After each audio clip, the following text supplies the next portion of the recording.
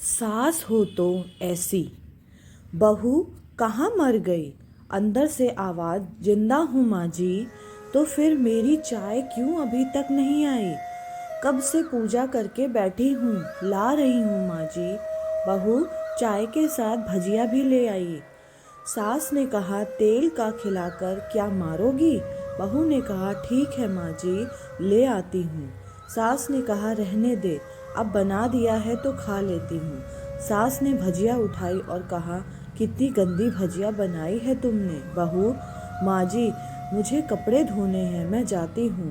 बहू दरवाजे के पास छिपकर खड़ी हो गई। सास भजिया पर टूट पड़ी और पूरी भजिया खत्म कर दी। बहू मुस्कुराई और काम पर लग गई।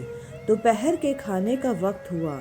सास ने फिर आवाज लगाई, कुछ खाने को मिलेगा? बहू ने आवाज नहीं दी। सास फिर चिल्लाई, भूखे मारेगी क्या?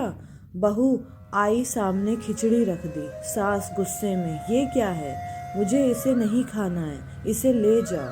बहू ने कहा, आपको डॉक्टर ने दिन में खिचड़ी खाने को कहा है, खाना तो पड़ेगा ही। सास मुंह बनाते हुए, हाँ, तू मेरी माँ बन जा। बहू फिर मुस्कुराई और चली गई। आज इनके घर पूजा थी। बहू सुबह 4 बजे उठ गई। पहले स्नान किया, फिर फूल लाई, माला बनाई, रसोई साफ की, पकवान और भोज बनाया। सुबह के 10 बज गए। अब सास भी उठ चुकी थी। बहू अब पंडित जी के साथ भगवान के वस्त्र तैयार कर रही थी। आज ऑफिस की छुट्टी थी। उनके पति भी घर पर थे। पूजा शुरू हुई। सास चिल्लाती हुई, बहू ये नहीं है, वो नहीं है। बहू दौड़ती दौड़ती आती और सब करती। अब दोपहर के 3 बज गए थे। आरती की तैयारी चल रही थी। पंडित जी ने सबको आरती के लिए बुलाया और सबके हाथों में थाली दी। जैसे ही बहू के हाथ में थाली पकड़ी, थाली हाथों से गिर पड़ी। शायद भोज बनाते हुए बहू के हाथों में तेल लगा था, जिसे वो पोंछना भूल गई थी। सारे लोग तरह तरह की बातें करने लगे। कैसी बहू है, कुछ नहीं आता, एक काम भी ठीक से नहीं करती, न जाने कैसी बहू उठा लाए, एक आरती की थाली भी संभाल नहीं सकती। उसके पति भी गुस्सा हो गए, पर सास चुप रही, कुछ नहीं कहा, बस यही बोल के छोड़ दिया, सीख रही है, अब सीख जाएगी धीरे धीरे।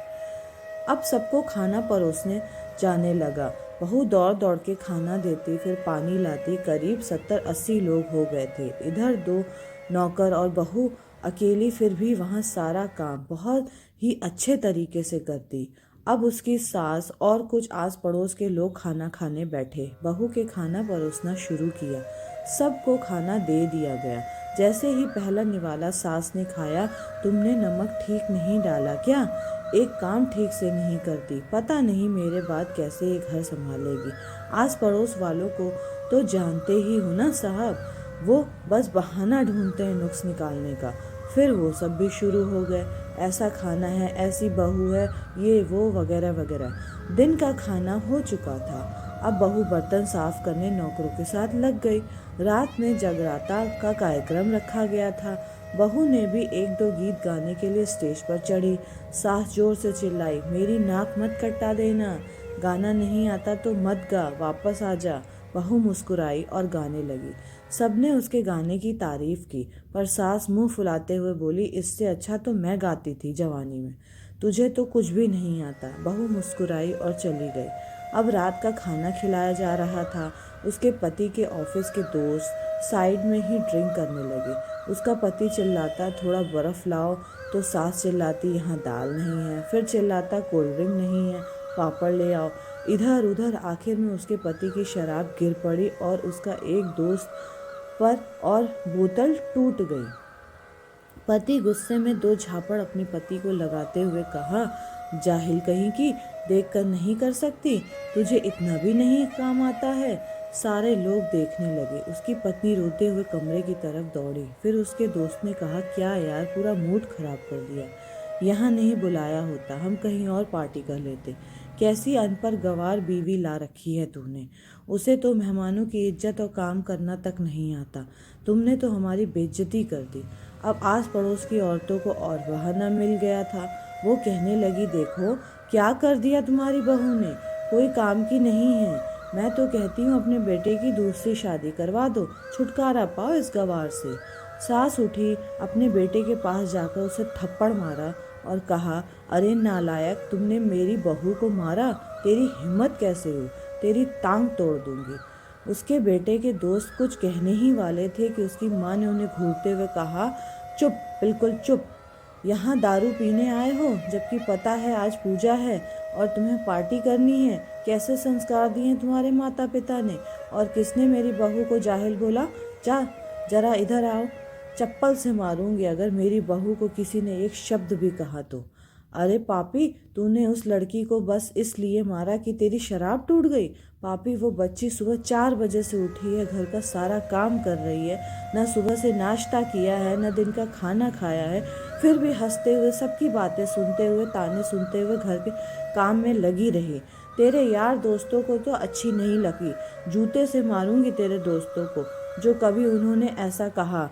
उसके यार दोस्त चुपके से खिसक लिए। अब सास बहू के कमरे में गई और बहू का हाथ पकड़ के बाहर लाई। सबके सामने कहने लगी, किसने कहा था अपनी बहू को घर से निकाल के दूसरी बहू ले आओ? जरा सामने आओ। कोई सामने नहीं आया। फिर सास ने कहा, तुम जानती भी क्या हो इस लड़की के बारे में? ये मेरी माँ भी है, बेटी भी। माँ इसलिए मुझे गलत काम करने पर डांटती है और बेटी इसलिए कि कभी कभी मेरे दिल की भावना समझ जाती है। मेरी दिन रात सेवा करती है, मेरे 1000 ताने सुनती है पर एक शब्द भी गलत नहीं कहती, न सामने न पीठ पीछे। और तुम कहते हो कि दूसरी बहू ले आओ।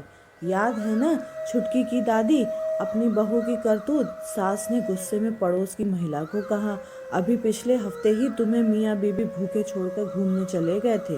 मेरी इसी बहू ने 7 दिनों तक तुम्हारे घर का खाना पानी, यहाँ तक कि तुम्हारे पैर दबाने जाती थी, और तुम इसे जाहिल बोलती हो?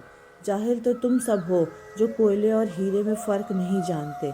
अगर आइंदा मेरी बहू के बारे में एक लफ्ज़ भी बोला तो मुझसे बुरा कोई नहीं होगा, क्योंकि ये मेरी बहू नहीं, मेरी बेटी है। बहू सिसकियाँ लेते हुए फिर कमरे में चली गई। सास ने एक प्लेट उठाई और भोजन परोसा और बहू के कमरे में खुद ले गई।